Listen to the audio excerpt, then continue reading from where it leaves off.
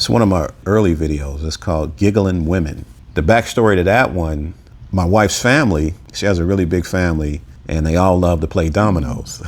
So I happen to be pretty good at it. So, you know, I get in there, smack my bones, we're playing with a couple of her uncles and her mom. And we just going back and forth. And the mom starts to tell stories of when they were younger and they were playing bones. And her friend, they had smoked some, you know, for the first time. The uncles had been doing it and they still can function and can play and everything was cool. But the mom and the friend, they got kind of giggly with it. So every time they got together, they'd always play dominoes or cards, and they'd always start smoking on something, and they start giggling. And she was telling the story how eventually the uncles would be like, they didn't want them playing because they just keep smoking and laughing, messing up the flow of the game, just laughing, making mistakes. Oh, now you don't want to kick the women out of the gathering, but you want to tell them if you're going to be laughing and messing up the flow of the game, you go sit over there, you know, go play the music or something. But she's telling the story. At that time, I was making 2 or 3 videos every day. So every time I'd hear something that I can turn into a little short, I would just take it and I would turn into a short. So that's what that was. She was just sharing a story with us or sharing stories with us. So that probably was a sativa. But back then, I don't know, maybe it was all sativa back then. I don't know. That's all it was. It's a true story. I mean, I don't know if she still smokes, but I just thought it was kind of funny. And sativas have a tendency to make you laugh a lot. So I don't really remember anybody smoking back then and getting stuck. And we talking about the 70s, but that's where that story came from. Couch Potato Bud.